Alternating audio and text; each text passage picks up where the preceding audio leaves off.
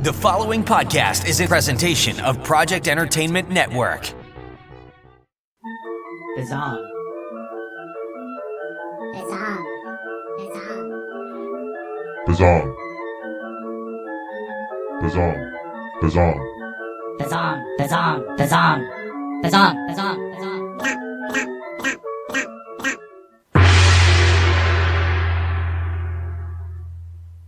This is Bizzong, the weird and wacky fiction podcast. With me, your host, Mr. Frank. What's going on, Zongers? Happy day. We're back with part 2 of our extended interview with the voice of death, Mr. Ron Gabaldon. Book narrator to the stars, or at least book narrator to Mr. Frank so far, but we're hoping to change that by spotlighting Ron in this 2-part episode.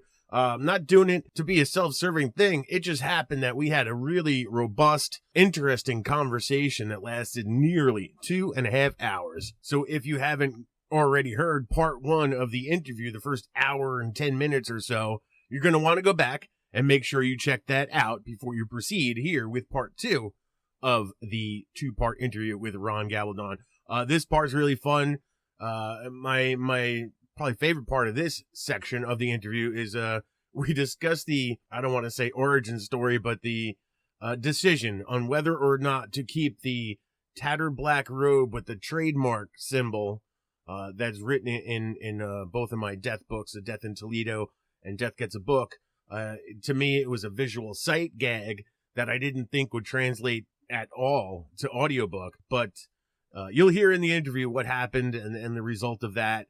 And just a lot more digging into the collaboration of working with me as a narrator and coming up with choices and in a big way how I defer more times than not to Ron's professional opinion on where to take the books, which is why I say the outcome of both Death Gets a Book and Death in Toledo audiobooks, Ron owns them. Like, they are his work because he's I was a big time hands off. He made a lot of those really great decisions in producing that work. And when I listen to him, I just feel like they're no longer my babies. He's owning them with the performance. So all kudos due to him.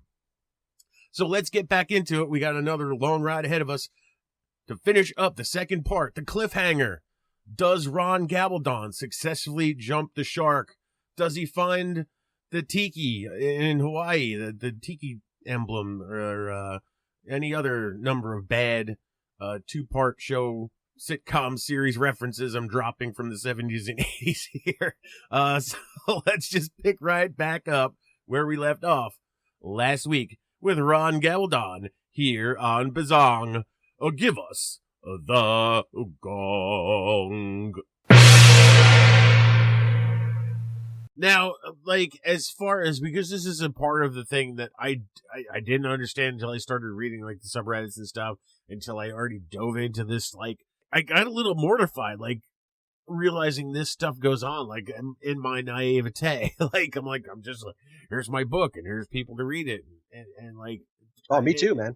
It just I did not expect that, like, that was a hurdle that you would have to overtake, and at least it sounds comforting that he can have some control over weeding that out, but like at this moment or over the past year, like is it more times than not that you're facing scammy feeling auditions as opposed to legitimate ones? You know, I don't want to, I don't know if I could put a number to it.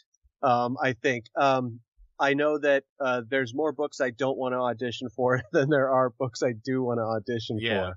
And I mean, and that could just be preference. Like, yeah, I mean, nonfiction books generally pay per finished hour. Right. And because it's dry stuff, and it's not, you know, they want someone who can make, like I say, dog training seem interesting and like you're telling a story. But some of that stuff just doesn't seem like, you wonder why it's on there, and you wonder who would be buying that. Yeah. If they would be buying that. You know, who's purchasing that book? You know, who's buying a book about drop shipping? You know, who's I mean, I can understand Bitcoin for dummies, Yeah. you know, for the would-be investor, but even if it's a legitimate book, you know, that's not how people get into Bitcoin. I don't think, Right. you know, as far as an investor goes, I mean, the people who are investing in Bitcoin already understand investing. Right. People who are making it successful.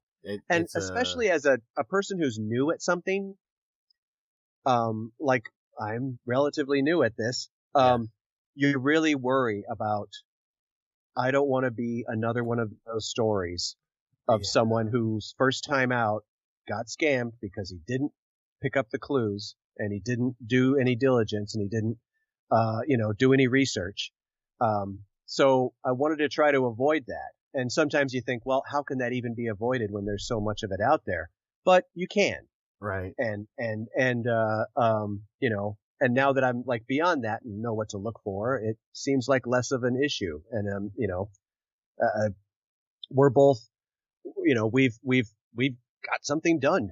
You know, we actually got a thing done. And, so, you know, it becomes less kind of, apprehensive about sending in auditions and what kind of books I'm looking for.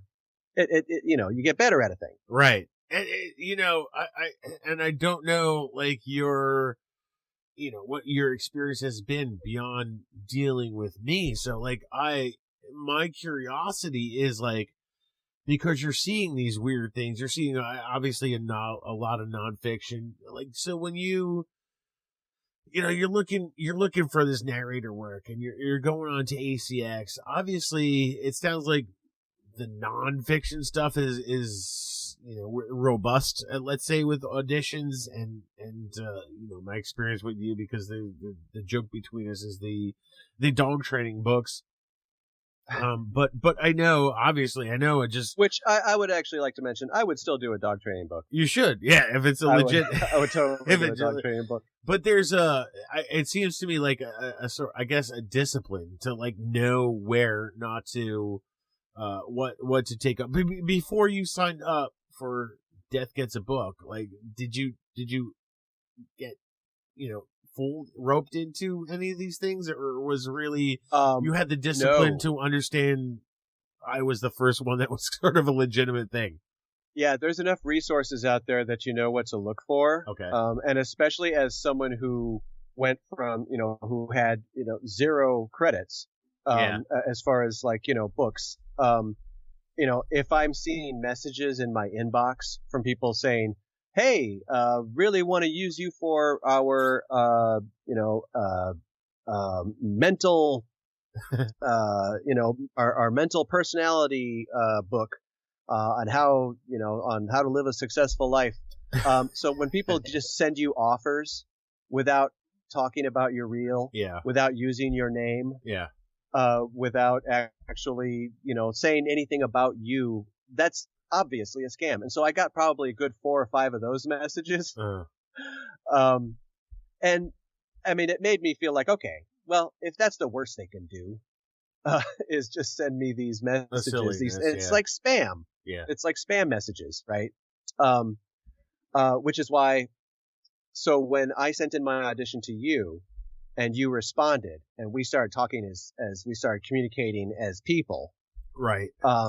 It then, like, okay, this is legitimate. This is good. Let's move forward with this. This seems, and like I say, there's, it's up to the narrators to do some due diligence. Right. And do some research on the things that they're auditioning for. Right. So if anyone out there is, like, looking to get into this kind of work and, they want to avoid the issues, the scams, and they want to avoid being taken advantage of, there are resources out there for it to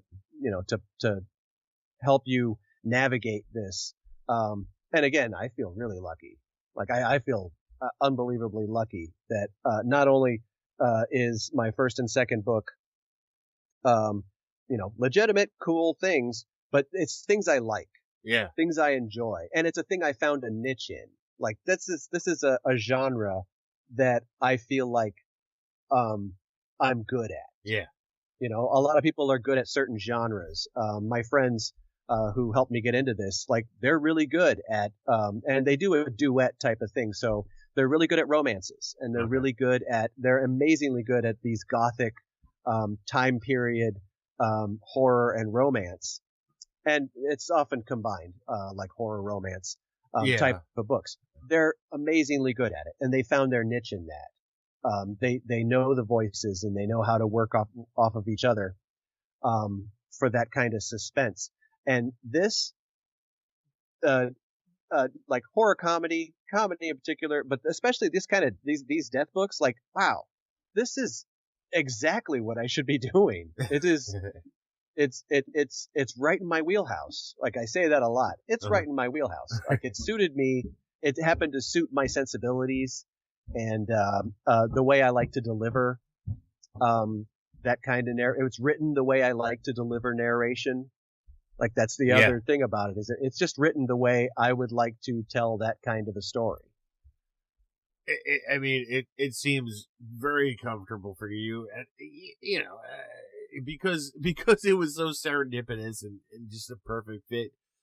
I often wonder like where you would work out, but in my mind, because I'm a huge fan, obviously, I think you will work out anywhere. But like, obviously, I get you into it, like you said. A very horror comedy is very niche-y, but this is something you aspire to beyond what death is, and the voice being the voice of death. Have you, where's your focus for doing books? Because I know as a writer, romance is where it's at, thrillers are where it's at. Yeah, that's got to translate obviously to where the money's at in doing narration. And now that I'll put it out there too, now that you've got 2 credits to your name, like, have you gotten some feels, or are you focused on anything in particular beyond doing the death stuff? Well, I've because that was a lot of work. Audiobooks are a lot of work. It's a ton of editing. That goes into it.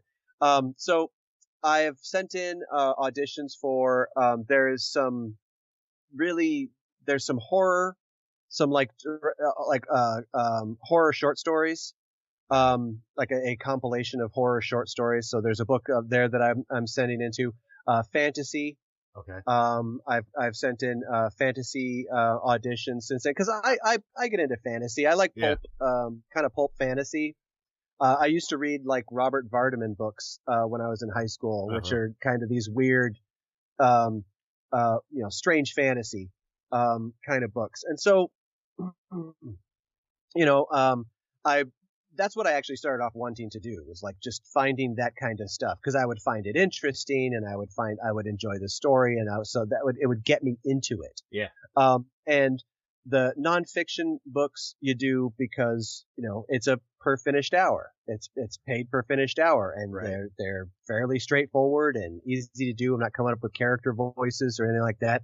You may have to look up how to pronounce some chemical compounds, or what a dog's cuticles are called, or something like that. Yeah. But I mean, that's something like I would obviously get into that, because it's good money, and I have a decent voice for that. There's a kind of warmth that you want to convey when you're telling someone how to train a dog, or how to drop ship, I guess. You keep coming back to that drop shipping thing. I just couldn't believe that it was a thing. Like, I was looking at all these books about drop shipping, and I'm still not quite sure how it works, but isn't that, I'm not even going to guess. I'm not even going to guess like how it works. And, great. You're going to get a bunch of tweets from drop shippers now. I was going to say, you might be more the master of that subject than I am, even exposed to it. But I haven't, but so I would like to get into nonfiction, just because it's like, as a voice actor, you hope to do one thing. So animation, that's my goal. Right. But to get there, and in order to pay for the rent and have a regular job, the things you do, for more money and that are easier to do, take you less time to produce, are corporate video, e-learning, so corporate voiceover, and commercials, like, like a lot of people, like what I've been told by coaches is that you work through commercials to get to animation. Okay. But it's like refining like if you're an artist and you want to paint something, you got to learn how to draw first. Right. And you got to learn how to draw a really good circle. And so it's finding all of that kind of work in between the really cool, fun stuff that I do. Right. So like I've got, so I still audition for, things like, animation stuff. And they're mostly like their YouTube animations or their audio dramas. Mm-hmm. And I think audio drama is starting to become, its own kind of, it's really starting to get big. Mm-hmm. It's starting to get out there a lot. Mm-hmm. So serialized audio drama is, really like there's, I've auditioned for, actual like, SAG-AFTRA, Wow. audio dramas. Okay. So they're really like big people are starting to produce these type of things. And there's enough room for smaller people and DIY, to put your own podcast, your own audio drama podcast out on, Anchor FM or Spotify or something like that. So, there's enough blue ocean, for people. It's still getting kind of decided, but now the big fishes are starting to kind of get into it. They've figured out people are really starting to get into audio drama. And so I auditioned for a lot of audio dramas because it's ongoing work and they're a lot of fun. Right. So radio plays, essentially. Right. That's so interesting to me because recently I saw you do, I guess it was around St. Patrick's Day, and there was a leprechaun thing. And, forgive me, the name escapes me, but you engaged in one of these sort of, was it live that you did this thing? But it was very interesting. I watched it. And you played a part. It seemed to me more voice acting than straight acting, but still, you were on camera, so you had to do a certain amount of acting. I don't know. It was something with leprechauns. So I bring talk a lot to it. into that. It's the theater group that I'm in. I'm in a theater group. It's called Force of Nature Productions, and I got involved with them probably about 2 years ago, maybe a little more than 2 years ago. So it's like one of these, like North Hollywood's got a lot of these little kind of theater companies, and they produce in small like black box theaters. Right.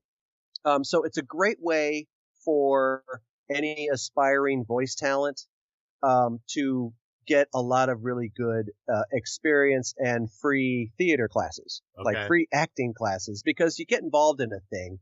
And, so they put out a certain number of productions a year.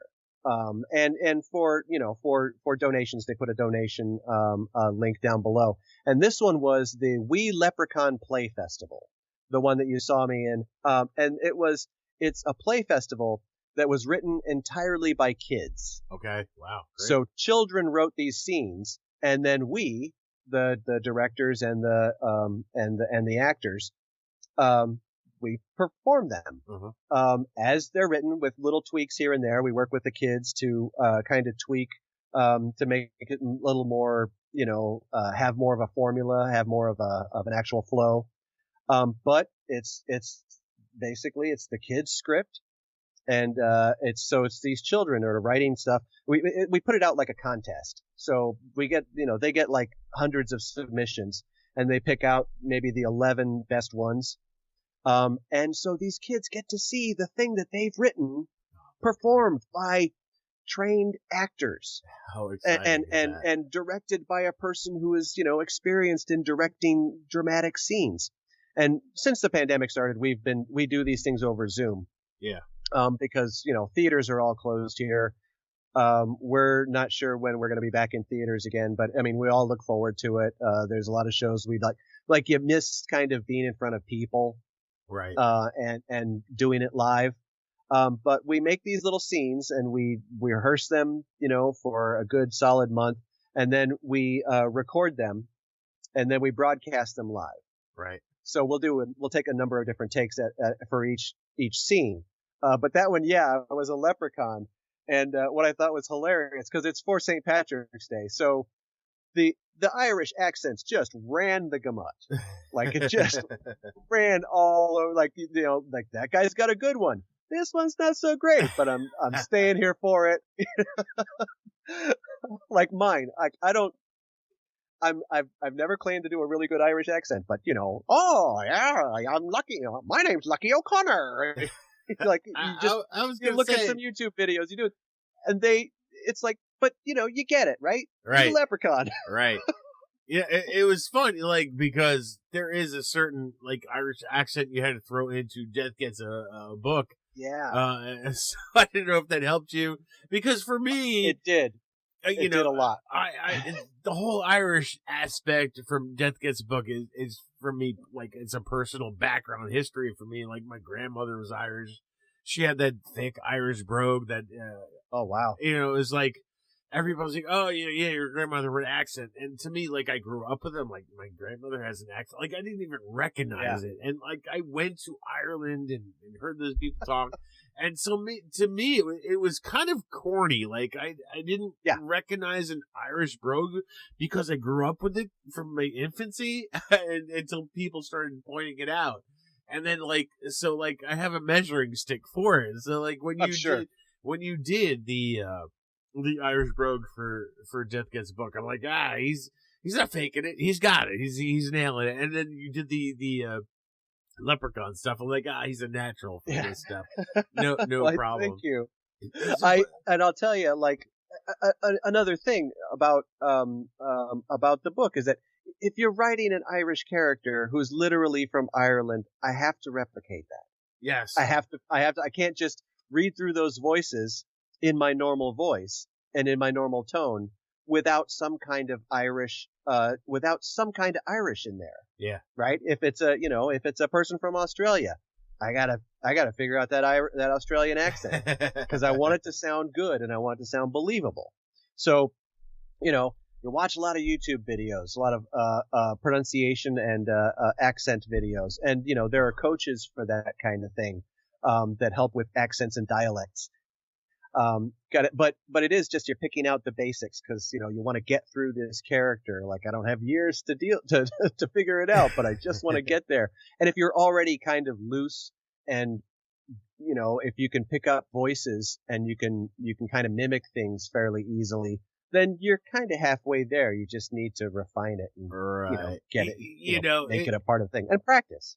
It's funny, before I explored the whole audiobook thing. Obviously, doing this podcast is the history of it is far beyond my history with audiobooks. So people always like, well, why don't you just record your own one? And I'm like, because it's just gonna sound like I don't have the inflection sort of thing down, like, to make different voices. I was always uncomfortable with that. Yeah, I have the equipment, I can do it. I've been podcasting for 7 years now.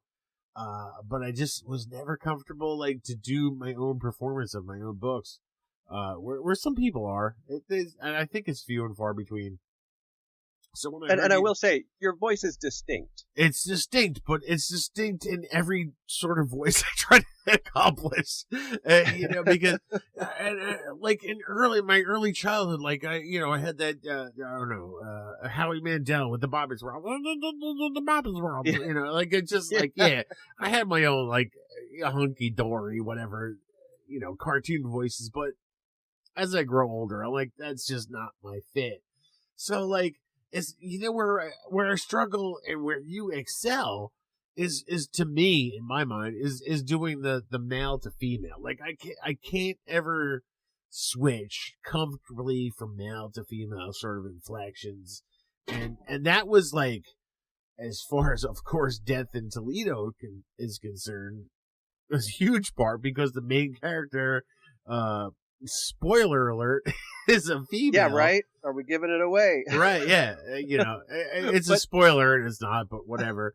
But, like, that is a big switch for me. Like, yeah, maybe I can switch my voice up a little bit and pull off different sort of characters. But to switch into female, for me, doesn't work, but for you is seamless. And it's kind of crazy. Maybe we'll dig into it a little bit.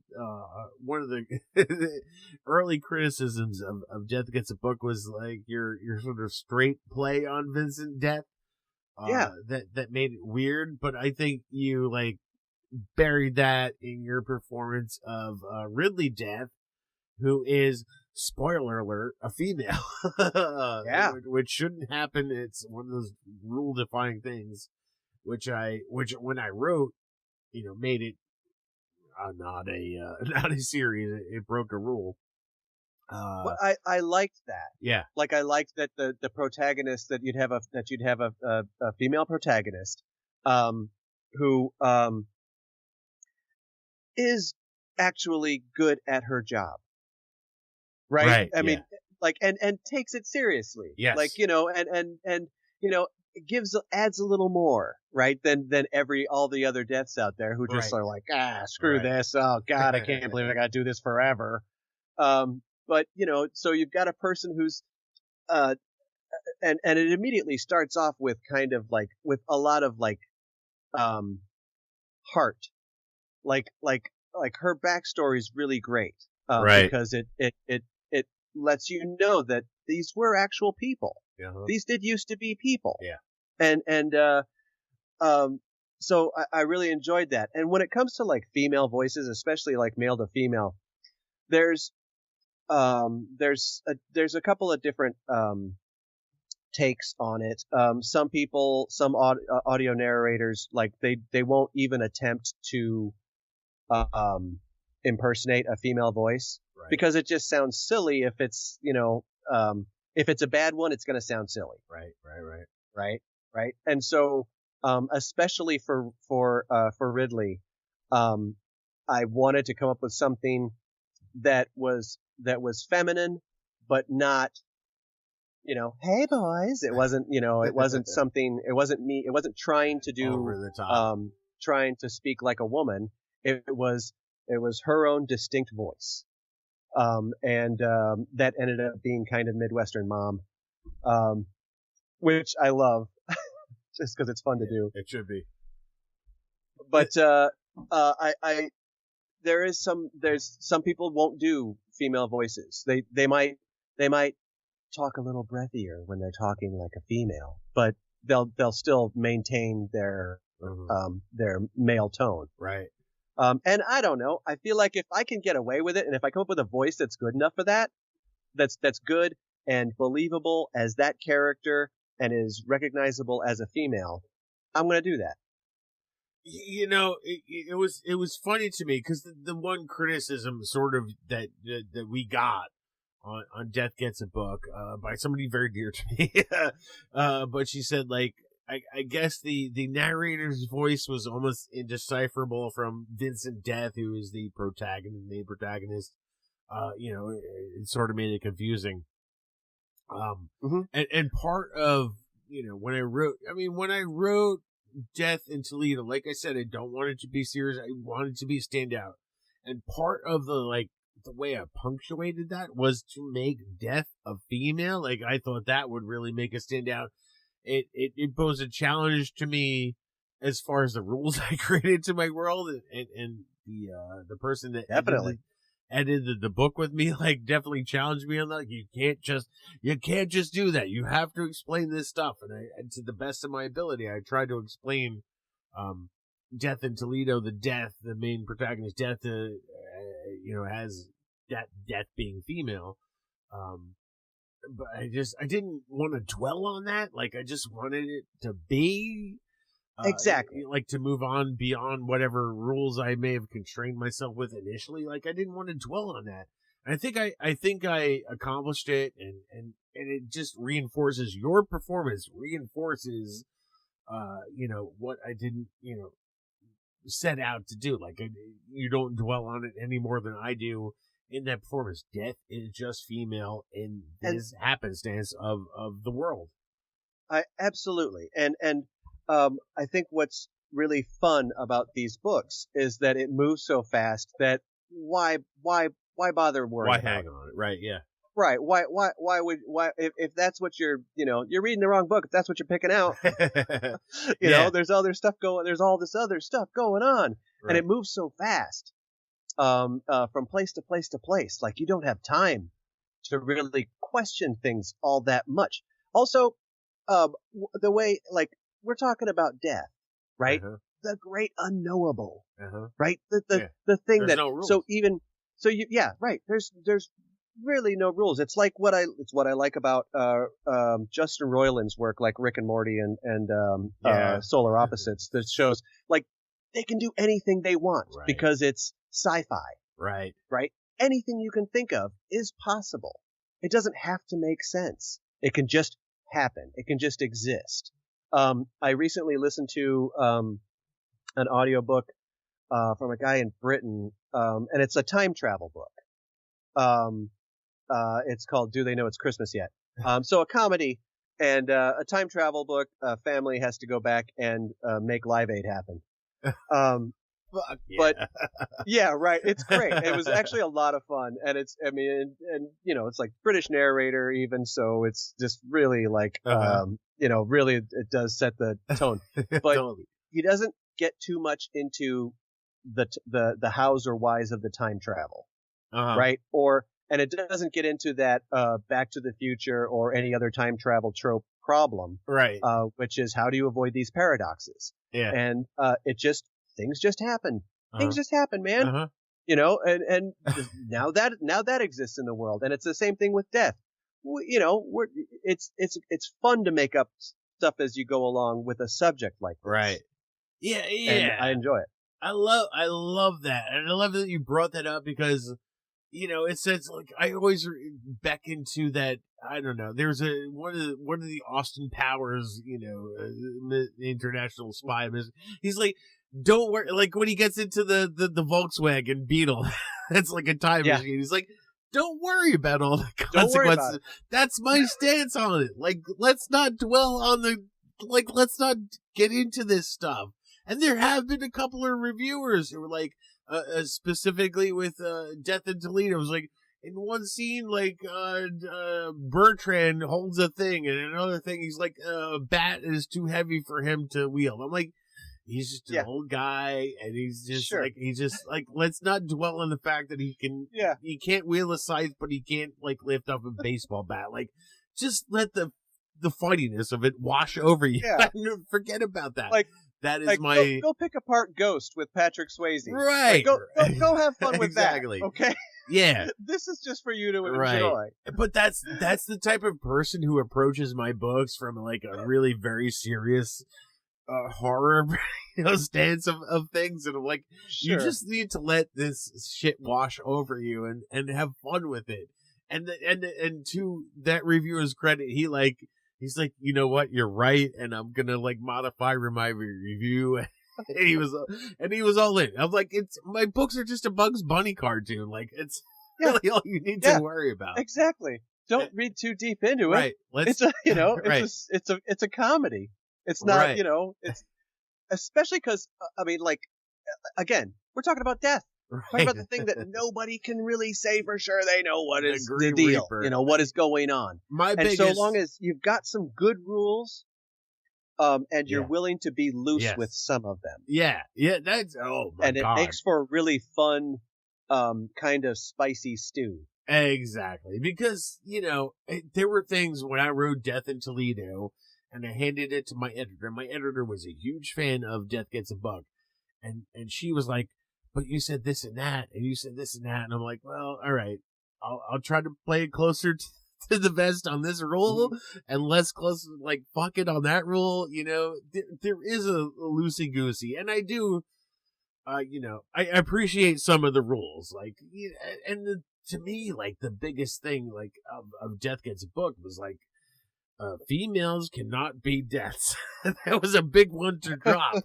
And it was like, I didn't even think that was a big one to drop until she was like, but you said this in the first book. And I'm like, I don't mean it anymore. Like, I don't, one of the biggest. Stuff's different in Toledo. Yeah, things just happen different. Stuff's just different in Toledo. It just happens differently in Toledo. But isn't that a funny, like, sort of thing to think, like, just things just different, apply differently in Toledo, and to dismiss it that way. To me, that's funny, and it only lends I feel to like the you're comedy. having a good time if you're willing to break your own rules. Right. You know, That's if to you're me. willing to break your own rules over something, then you know, go for it. That's right. You know, do it. If you weren't willing to follow anyone else's rules, why? What's Like, so because solid about your own? To me, like, the thing about, like, writing series and stuff is, like, if I've got to follow my own rules, like through 5, 10, 15, 20 books, we're gonna have a problem. Yeah, because I well, cannot. J.K. do Rowling that. can't even do that. Yeah, that is so Not to get too so rough. Yeah, and I've had that. I'm like, you just got to think of this as bugs, but because I saw that when I was watching the Pirates of the Caribbean. Remember when, like, alternate tracks, or the I don't know what you call them, the commentator tracks on DVDs, and they were like, oh yeah, this thing in Pirates of the Caribbean. I was just talking about a Bugs Bunny cartoon. I was like, oh my god, that makes all the sense in the world. It just throws out every thing you know about things, and it's just a Bugs Bunny cartoon, and that's how I've sort of approached the Death World.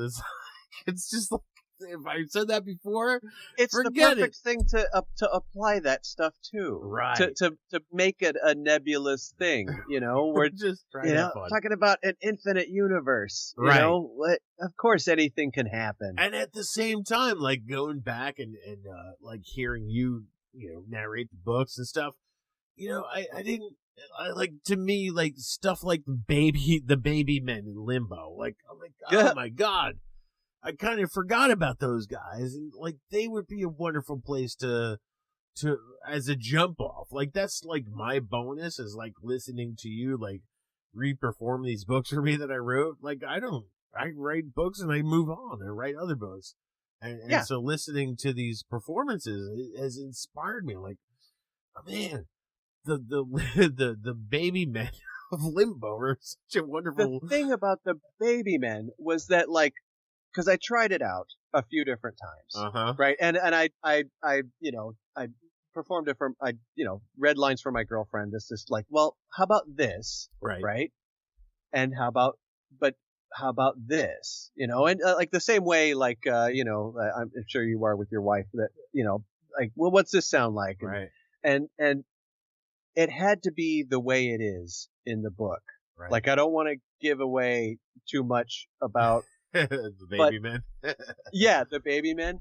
But it had to be that way, because otherwise, it's too nail on the head, for you to do a voice like that straightforward.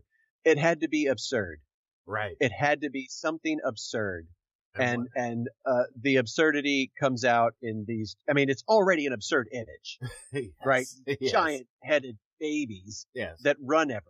6 foot tall people with baby bodies. Already absurd. Yeah. How can you make that more absurd? Yeah. And so that's why I went with those voices. And it's one of those instances where I had no specific tonality to that character whatsoever. And you're like, what are these people? You may have sound that we may have not discussed it, but it's like, what do those people sound like?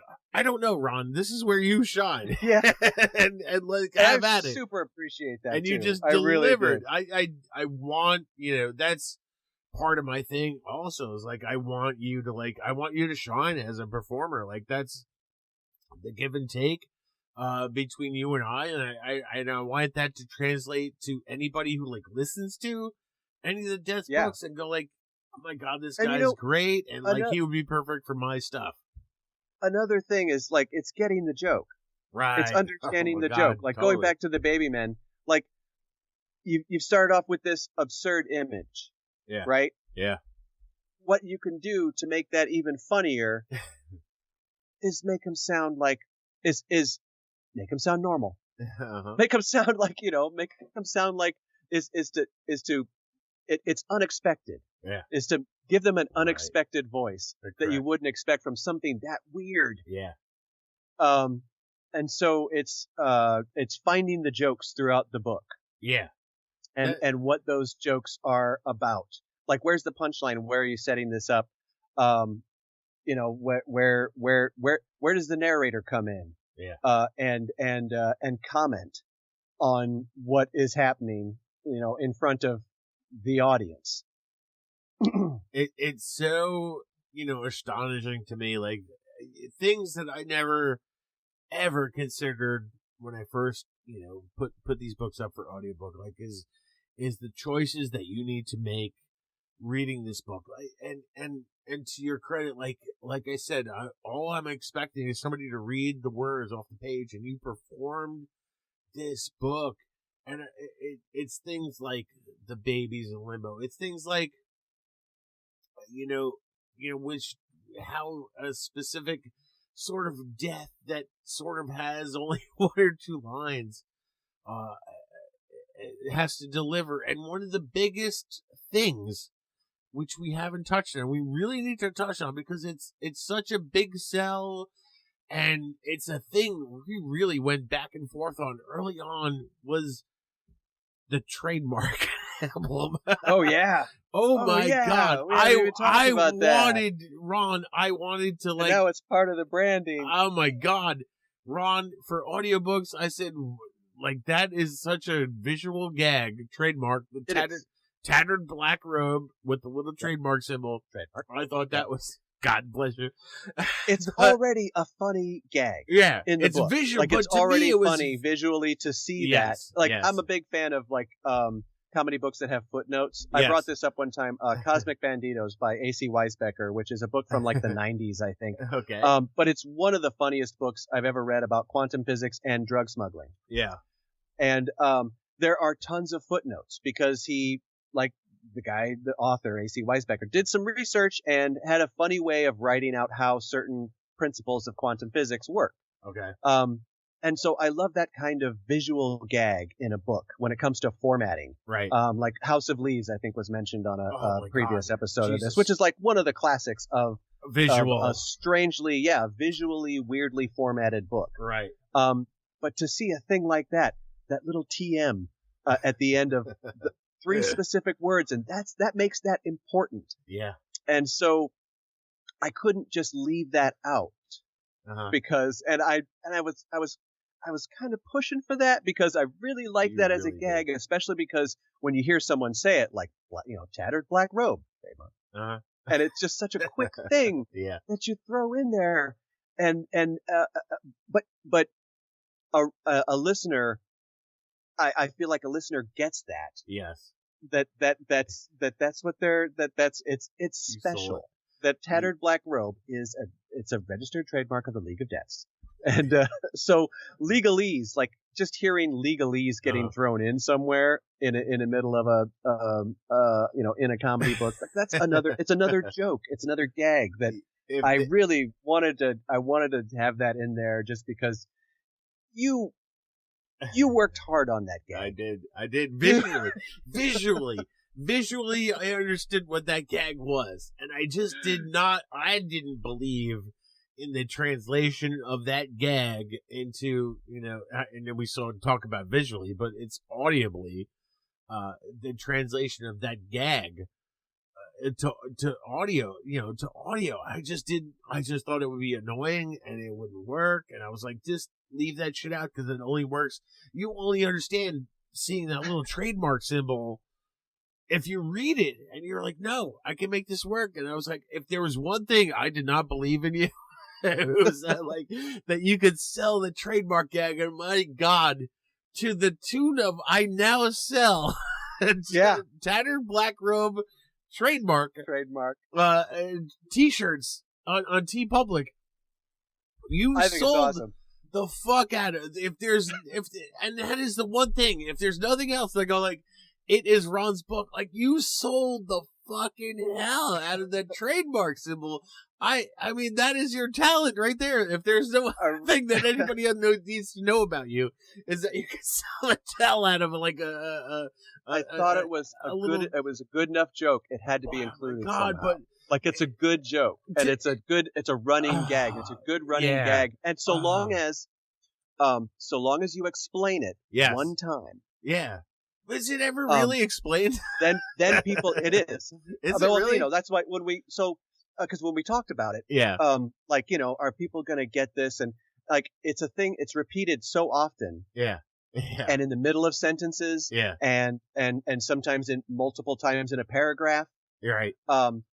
That like you have to at some point let people know why that exists. Right. Yes. Correct. And so when we threw in that verbiage when you're explaining the League of Deaths, go ahead and throw that verbiage in there. Yeah. And now people understand. And now people get it. That's right. That's right. Okay. And then it becomes this moment. It's this like, oh moment. It is where now suddenly all those things make sense. And somehow though, like if I feel because you know to my feeding in of this is not a series, it can be read in either, because I think that verbiage is explained in Death Gets a Book and not necessarily in Death in Toledo. That's one of those sort of things. I did include it in Death in Toledo. Was it really? Okay, because I challenge you to find it. But like, sans the explanation, I think the way you read the book, you don't need an explanation. You just sort of know the gag, the way you read it, and especially like you read it at times when it's appropriate of the character and stuff. Like it's, oh my god, yeah. the way you pull it off. Because I was vehement. It is 100% Ron Gabaldon that the fact that the trademark exists, and in especially any of the, as like my first book. Yeah. And you know, like, so, you know, authors who put their books up on ACX, like those are clients. Right. Right. So, you know, you are a client and I would like this work. Yes. And so I have to, you know, respect, how it is you want the thing. And that's why I ask for direction, you know, like, so how do you feel like this guy should be? And did you have something in mind for this person? And you are very, very open about like, you know, hey, just go for it, do your thing. Yes. But it was the one point where I'm like, well, I think it would actually work out really well if we left it in there. Can you just give me a try? Yeah, I thought the redundancy would kill the joke, but man, did you sell the fucking hell out of it? I want to stab myself and die. The fact that I try to convince you not to, because you owned it, you sold it, and you make it work when in my mind it should not work as an audio joke, and you made it work. I got so many comments about it. Yeah, and, like, that's reviews, the other thing, right? One of the things people pick out in the reviews is like trademark hilarious. Like, okay, every time they just like lynch on, when anybody lynches onto the trademark thing, I'm like, that is wrong, because I try to tell them not to do that. And now I'm selling t-shirts that say Tanner Black Robe, because man, did you make that work? You recognized something that in the audio that I did not think would work, and then like that is your brilliance to me a nutshell. In a nutshell. And sometimes you see a joke or you see you know what something funny is, and so you know my task was, I know I can make that a thing. Yeah. I know I can. I know that. And sometimes repetition is actually funny. Yeah. Like repetition, you know, it bores into people's heads, and especially when you're like, well, why is that there? But they're okay, and people go with it. And so, it's, you know, recognizing what the joke is and how you can make that funny to listen to. Right. So I appreciate it. I'm glad you went with it. I really like it. I'm glad I allowed you. It made me laugh. Yeah, I'm glad I allowed you that, like, because that's, you know, my position always is like, yes, I am a horror comedy writer, but it's never up to me to decide what the laughs are. Like, you know, you read some synopsis and like the laugh riot, the knee slapping thing, and like when the payoff is like you read the book and like I didn't slap my knee, I didn't laugh out loud once. Seems ingenuous, and I don't ever want to be that guy. Like I feel like I'm that guy. Picking it apart, right? Yeah. So, you know, it's sort of translated. Sometimes you just know in your gut what is really funny. Right. Like that's not how I write stuff. What a good gag is. Right. But I never allow that for me personally to like, translate. Like I let that up to the reader, obviously now to the listener, and like your gift to me is that like you can translate my humor like audibly, like, and sometimes I think to the extent of the trademark gag, like you did, where I was like, that won't work audibly, and you're like, yeah, give this to me and I will run with it. And you have run with it through 2 books. I only questioned that to you like on the first few chapters of Death Gets a Book, and you've run with it through 2 books. Funny every time you do it. Every time you do it, it's funny. You switch up the character saying it and just drop a little bit of something in there here and there. Those are little fun like Easter eggs that I like to I think is it's where I mean, and going back to how just like the serendipity of it, like I get what you're going for. Yeah. Like I get it. I really get it. And especially like the narration, just the straight narration. Yeah. Throughout the thing is like you couldn't do that in a voice. Uh-huh. And you couldn't do that, like that had to be the straight person. Uh-huh. That had to be the normal sounding person with a little bit of a little bit of a sardonic kind of lilt. Right. And again, like in Death Gets a Book, I know that I did take that criticism about Vincent, about the main character kind of not standing out from anything. But I wanted that guy to be, he's the normal one in this world of weirdos. Yes. Right. And so if it's like the classic fish out of water. Correct. Where everyone else is crazy. I mean, think of like Jim from The Office, or any situation where you're taking a normal person and putting them in the middle of some wacky zoo. The only sane person in the situation. That person's just going to be, he's the only one who's normal. And he's the only one who's going to sound normal, and everyone else has got some, is weird and crazy. Correct. And that was the person who gave that criticism of like, the main character was sort of monotone or whatever.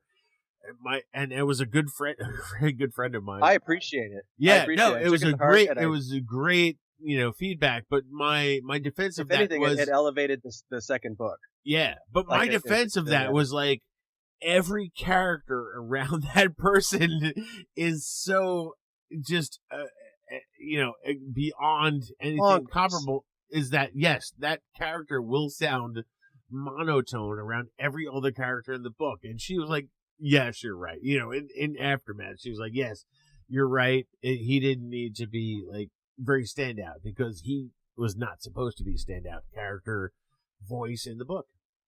Yeah. I mean, he takes the place of the person of any normal person who's been dropped into that situation. Correct. Right. So anyone who's listening or reading gets dropped into that situation, that's how they're going to react. Yes. And that's how the person who in any fish out of water thing is gonna react. They're gonna be the normal one, and they're gonna ask questions like, "What? Well, what do you mean I gotta do this?" And then no, what you talking about is you gotta, so that it makes the other voices stand out a lot more. And it makes you as the listener associate with the main character. Yeah, because now that person could be you. Yeah, I mean, that's how I obviously I'm listening from bias, but that's how I took it.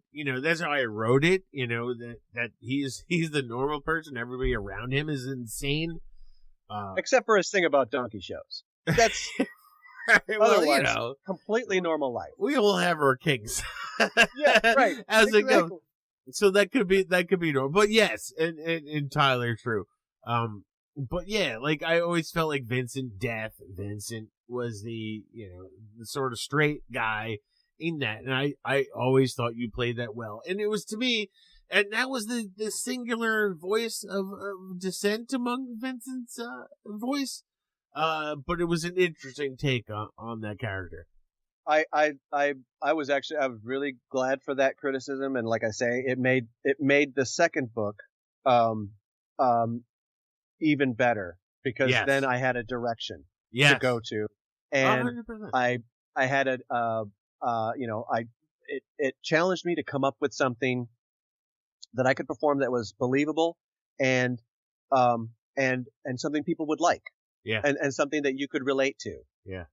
And the way you wrote that character is so great. To give her, the backstory that she has, that I wanted it to be sympathetic. And I wanted people to be sympathetic towards that character. And so I was very pleased with what I came up with. And I appreciate that criticism.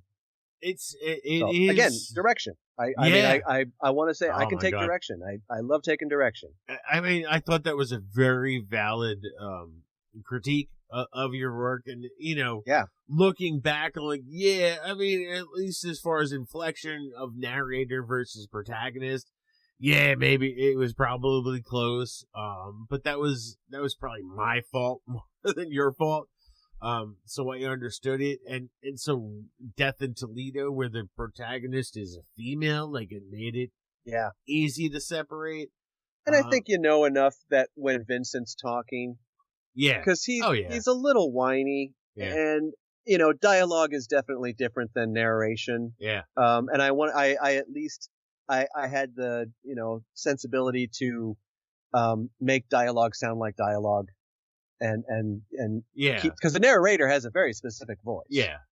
But the other thing, I love the narrator voice. Outside of the narrator and Vincent Death, every other character in that book is really way out. Like, they are very very way out from, like, normalcy. So I can understand where you would hear a sort of maybe possibly consistency of that. Even though I personally think you tried to decipher narrator versus Vincent like that. But to the casual listener, I can understand that confusion. But at the same time, Death Gets a Book. Oh my God, it's so populated with eccentricities. So many different things. There's so many different characters in it, and it is a ton of fun. Like Cowboy Death, ton of fun. Petite Mort, awesome. Petite Mort, doing Petite Mort. Did you even have Flamboyant Death? Did you have? Because I know I don't know, but did you have any worries about La Petite Mort with the over the top French accent and not really? Yeah, I didn't think so. Well, because first of all you lay it out exactly like where that voice is coming from. Yes. And so I started with that, but I also have I can tell this story really quickly. I was in Vancouver one time, and for work, and at the hotel I was staying at, like, I know Vancouver's a little loose about something, so I'm like, where can I get some weed? To one of the bellboys, and he points me out to this place called the New Amsterdam Cafe. Okay. And I go to the New Amsterdam Cafe. It's like 10 o'clock in the morning. And there's like nobody in there, and they post the rules outside of the place. And it's a really awesome place. You can smoke weed there. Like, I don't smoke weed anymore. But this was, I'm traveling and working, you have fun. Right. It's a place where you can, smoke weed, but you can't buy and you can't sell weed there. Okay. But it's a coffee shop. Yeah. So it's a huge coffee shop with a lot of, like, t-shirts and stuff that have, all kinds of pot leaves on them and things like that. That's but they serve vegan food and stuff. Nobody's in there. 10 o'clock in the morning. Nobody's in there. Okay. And I'm kind of just like, all right, well, I order a coffee, and I'm like, well, how am I going to figure this out? And this guy walks in, scrawny guy, walks in, he sits down at a table and just starts rolling up a joint. Right. So I I sidle over to him and I say, hey, where did you acquire that? And he goes, oh, this block is awash with weed. Right? Quebecois, full Quebecois. Yeah. You see these men outside the bars, outside the pubs, they're smoking these cigarettes. You ask one of them, they will get you weed. That is exactly. If there is a voice that was ever in my head, it was La Petite Mort. And it's of course a bastardization of any like Monty Python, pronunciation. But I will always remember that line. This block is awash with weed. That is beautiful. If there's one voice that is near and dear and true to my heart that you do of any of my books is Le Petit Mort. And oh my God, I don't know that he's such anybody. a fun character too. He's so fun. He's so fun. He's so great. I don't So know balls that out. anybody It's so ever gets the joke of Le Petit Mort, but I don't care. You just got to Google. If you don't get it's a joke. Google it. Oh, it's right there. If I mean, come on, it's right there. but he's so balls out. Yeah. Oh my And God, so, Le Petit Mort is the best. and so he's so take charge. Yes. And just immediately like It's like, knows I what's have to going deal on. with this shitstorm. What the Yeah, fuck? ready to go to battle, here ready we to take go. care of shit. Like, It's awesome. Yeah, it's such insurmountable odds. He's like, I have to deal with this shit now. Yeah, And right. She it's- was a piece of shit. it comes Because- from. Oh, she's missed. I used to just amongst my friends do like a terrible French accent. And that's where it comes from, and people can have a problem with that, and that's fine. I don't give a shit because that petit mort don't give a shit if you have a problem with this accent. The thing is if you can't exactly nail it, go over the top. Go that's huge with it. 100%. That's Right? how you. If you're not gonna nail that Right. thing and make it like because you don't want people atting you about your Irish or your French accent or anything like that, then go huge. Just Go big with it. But that's Just make exactly it how as you approach. ridiculous as you could. That's how you approach my Irish accents. How you Yeah. approach my French accents. Yeah. And I try very explicitly to explain that's how he sounds, and you just over the top nailed it. It's exactly to the tune of like I just want to write La Petite Mort to stories because you sounded so awesome doing it. Well, and I mean, another great thing about this as a world is that people can show up again. Yeah. Especially God, some of yes. these like a Le Petit Mort, like that's an iconic character who can Yes. show up at any time. Oh God, yes. There's all kinds of like Charon could show up again. Otis could show up again. Yes, as we discussed, as we Yeah. tease a little bit, but I can't. I haven't written nothing, so I can't tease anything. But that's that is a direction I feel drawn to, and it is I like it. largely based on your performance. Like that, now that you're doing these books, and I'm listening back to them, like. There is a direction, like, I wouldn't necessarily have felt otherwise. And, like, after your, performance in A Death in Toledo, where there's a Sharon and Otis, thing going on. Which was without really being funny the way you spoilery. introduced that. Oh, my God. And you nailed the 'cause Otis. sometimes You nailed the Otis. there's The Otis is, Yeah. I gave you no direction. And sometimes it was like, there's a yes. turn when you introduce people. Like you, I mean, that chapter in particular because, it has to do with tone. Yeah. And the same thing happens in Death Gets a Book, I think in the third chapter, is it starts off one way. Yeah. And then it changes into something else. And now you're here. Oh, wow. You started off real serious, but now we're over here. And, which is a great, like, I love that kind of turn. Yeah. In a gag. But that, like, really, like, I love doing that voice. Yeah. Just because it's, it started off as like, Bob Odenkirk on Mr. Show. Okay. Kind of era, thing. Like he did a couple Southern accents, in that show. And it started off kind of like that. And then I just wanted to, keep going my own and make it mine. Oh, boy, really? Like just have that kind of, I almost heard like you like reviving your Morgan Freeman, but in the Miss Daisy like accent, like I forget his name, Miss Daisy driving Miss Daisy, but like it came across that one. I was like, yeah, there's another one. Like I didn't totally hear Otis's voice, but like now that you said it. A whole world that's what he'd sound like. Yes. And people should know. Yeah. And it's like, can you imagine like driving Miss Daisy with escorting souls on the river Styx. Oh my God, there's so much fun. make water now. I gotta make water, Miss Daisy. So you're gonna have to just wait over here while I pilot. You drive for a while? So much possibility. I can't even. That's the inspiration of you, Mr. Ron Gabaldon. I have to we've been self-indulging ourselves on our really book performance, but based on your performances, and of course you've been in, like you said, about a year before accepting Death Gets a Bug. Like, has this driven interest in your work after the release of these books? I will say my demos are way better. I mean, my demos are very full now of stuff that I've done throughout these books, and other stuff. I've got, I can't.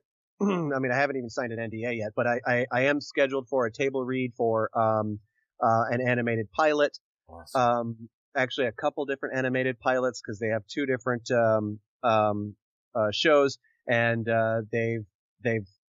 they let me know that, like, there's multiple roles that they have me in mind for. So, like, oh boy, oh really? Okay, great. So, I'm going to start prepping for that this week. And again, it's a pilot. I have gotten some attention from where I normally audition, which is I think it's called Casting Call Club.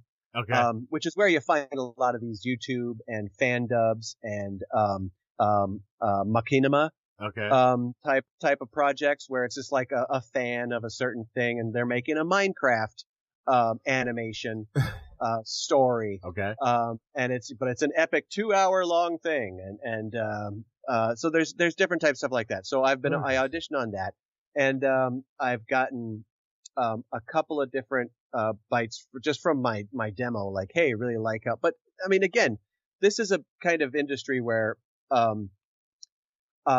don't have a professional demo yet, and I'm working towards that. And so it's getting the professional demo, and then representation, and it builds from there. So in the first year, that I've been doing this, I feel like I'm where I should be. Okay. As far as how this career is going, with more training and with more coaching, and because I take a lot of these business classes that are specifically geared towards the business of voiceover. So that expands a lot more. Right. But I mean, as far as I'm thrilled with the reviews. Right. Like, I love the reviews. I'm really happy with the reviews.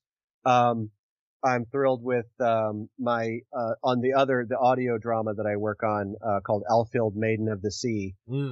That guy, the guy who produces that, and his wife, like, they like me enough. They like me for other things that they're doing. Like, they'll just start throwing stuff at me. Like, he also does a Fallout audio drama. So it's an audio drama based in the world of Fallout New Vegas. Okay.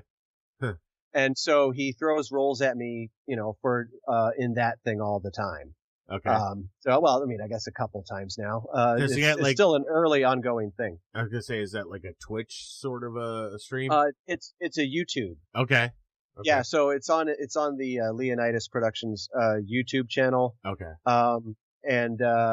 So it's like visual, because he'll have some images to go along with the audio. Okay. But there's no, like, it's not animated or anything like that. It's specifically an audio drama. Okay. And I like the idea, and it's a lot of fun to do. But again, like, I'm just getting started. Yeah. In the thing. So the more I can get out there and let people know, like, the pilots, the animated pilots, like, that's a big thing, and I'm really thrilled about that. Like, I'm really excited to get into that. But it's getting myself out there, getting my name out, letting people know what I do. I've got, like, home produced demos but anyone in the business will tell you if you want serious work, you need a professional demo. So that's my next goal is the professional demo of commercial and animation. And then in the meantime, I can, make some money here and there doing corporate and e-learning, type of stuff. And I hope to expand it from there. Who knows in a year from now what I might be doing, but it's a thing like when this pandemic started, like I don't think anybody was just sitting around at home. Like we all worked somehow in our way. So I was, I worked at a permit company for film and TV permits. Okay. And cause all of that shut down, so they didn't need anybody to do that. So this became the thing that I put all of my effort into.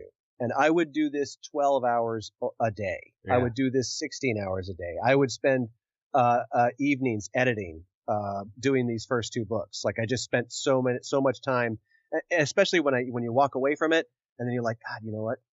I really want to go back over and do that one chapter again. Or I want to I feel like, I should get back into, I'm going to get back into editing that because I'm pretty sure I could do this one thing differently. Yeah. And you just start, it becomes your slot machine. Right? There's flashing lights that I'm hearing myself talk and I just, you lose yourself into it. And so like, this is what I want to do. And, I think I'm doing a pretty good job at working towards it. So, and much like your thing with, with these books, like, what it is you want to do. Yeah. And I hear the way you talk about distribution and, with these other authors, the way you talk about distribution, the way you talk about, all these different, outlets, to get a book out there and the process, I find it fascinating. Yeah. Because, you really like doing this. And so figuring it out on your own is your thing. And that's what this is for me, is figuring this out on my own with some help from friends. But yeah, so, I mean, I hope that's an answer. That is completely an answer. I think you and I are kindred spirits. Like we're both creators. I think so too. On one front or another. And like we found, I think it's serendipity that we found each other. But like you're such a gifted talent that you brought so much life into, Death Gets a Book and to Death in Toledo. I'm compelled to expose you to the masses. I want, anybody who hears your talent and thinks that maybe their project would be perfect for you to connect with, because you're not just the voice of death, as much of you owned anything that I do with death. Like your talent is that you're so versatile with your voices. You can, I think, truly, you can own anything that you work on and make it sound different from Death Gets a Book, Death in Toledo, because those books, you're the voice of death, but those books are very different books, and you made it sound like they don't sound like a series. They are very different books. You're not just continuing your work from one to the other, and you've still owned it. And man, you're such a great talent. I want to share you with the world. I want to share you with. And I appreciate it. Yeah, I completely. Appreciate it. So I encourage anybody, who believes in the sound of Ron Gabaldon, to reach out to him, and maybe like he'll want to work with you on your audiobook project. I can only endorse him 116%. And beyond that, and I know you're looking for bigger and beyond things. So, he's out there. He's out there, and I think you should. Come find me. Yeah, I think you should be beyond that point where like audiobooks. I'm the voice of, the snail. What's the snail from SpongeBob? I'm doing him now. God. Gary. I'm Gary. I do the weird sound that Gary the snail makes on SpongeBob now, because I'm that talented. But I think we need to build you there, Ron. And I hope if I write some more death books, that you will be there and be the voice of anything that I do death. And Absolutely. yeah. Absolutely. Any of those, I love the world. Yes. Is a thing. I love the world it's created in, and so I want to see where you take it, and what else comes out of it, and I will interpret that to an audio platform. And I can promise you, anything I write in that world will always be written with you in the back of my head, so that we will not have to have any more sort of vocal direction for that, because I'm like, how will Ron perform this character? It's a weird place to be in, but it's a place I love to be in. I'm glad, Ron, that you've taken this journey with me into the audiobook world. Look, anybody who's listening to Bizzong, we have free codes. If you want to hear Ron's work, yes, reach out to me, reach out to Ron. We will give you a free version of the audiobook to Death Gets a Book or A Death in Toledo. More than happy to give those to you if, when you're done reading, that you leave a review of that thing. It's just that simple. It's just a paragraph. It could, a paragraph, a couple paragraphs. Yeah, if that's that book would have been shit if Ron didn't read anything that you leave is just a tremendous thing. But I truly believe and love the work you've done for me, Ron, and I think you're a talent beyond what I can offer you to the world. So I hope that other people, delve into the books, see what you have to offer, and expand upon that. Maybe you're going to be the next Gary the Snail. Tom Kinney.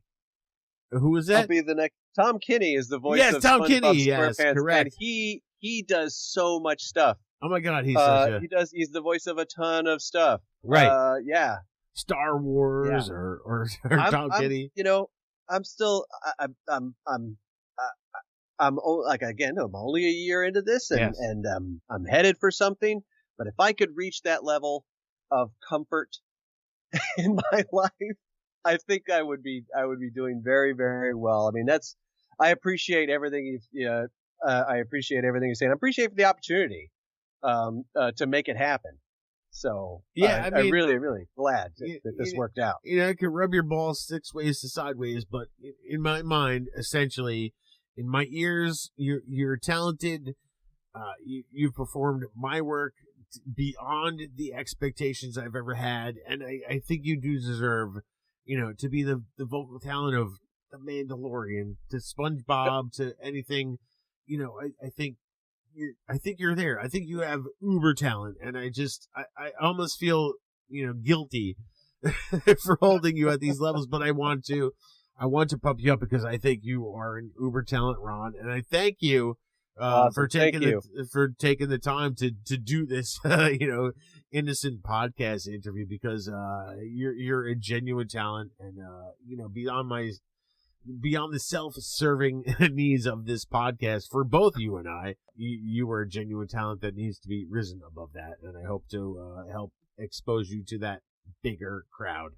Wonderful. Well, I hope to be exposed to that bigger crowd. Expose me all you want. Thank you so much, actually. That was wonderful. There you have it, Zongers. Ron Gabaldon, the voice of death in all his glory.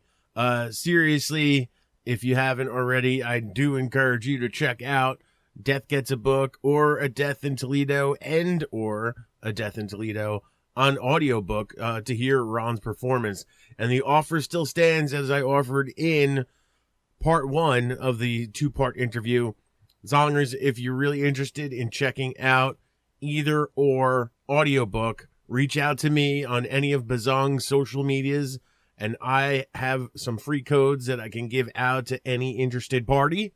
And all I do is ask in return for your honest review when you're done listening to the book. It's just that simple. I would appreciate it, and Ron would appreciate it, and we're both more than happy for you to have a free copy of the book to help spread the word about Ron's wonderful work. When I set out to finally tackle audiobooks and get some audiobook versions of my work out there, one of the important things to me was, even though I'm not into audiobooks myself, I knew people who are into audiobooks. And one of the biggest things I hear from people who constantly listen to audiobooks is they don't follow writers necessarily, they follow narrators. So I knew whoever I got to do my books, that their voice and their performance had to be, as good as possible. That's really the key of what I was looking for. Somebody that would chase my books, not because of me, but because of the person narrating it. And I am confident that I have that in Ron Gabaldon, covering Death Gets a Book and A Death in Toledo, and hopefully in the future, any further Death books, I will invariably and more than likely write as time goes on. And I hope that people also out there looking, to get narrators, hear what Ron's talent is and might consider him a good fit for their work. He is available out there, as we talked a lot about ACX, the clearinghouse, the central location where writers and audiobook narrators can meet and work out contracts and work together to get audiobooks up on audible.com. It's not, the only way to get audiobooks out there, but it is probably the most popular way to get audiobooks out there. So if you're interested in getting audiobooks out into the world, that is an option for you. But of course, writers and audiobook narrators, beware. We talked about scams and stuff that go on there.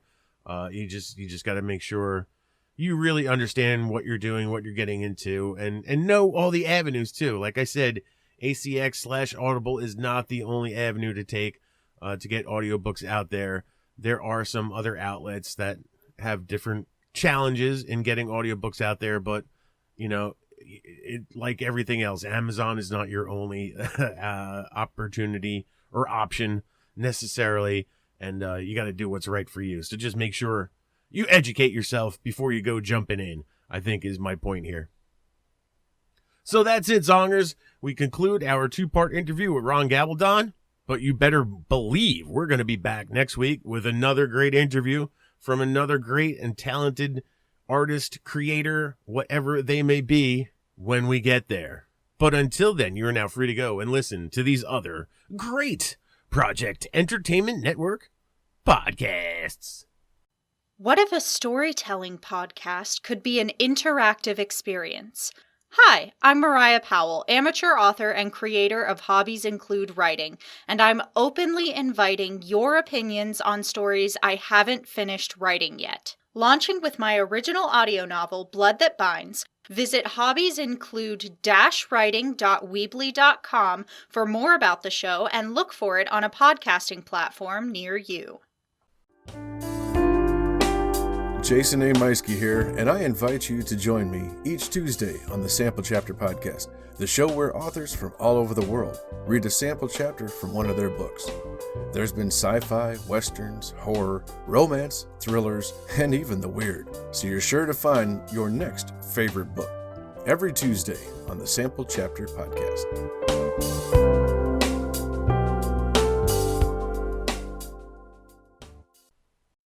This has been a presentation of the Project Entertainment Network.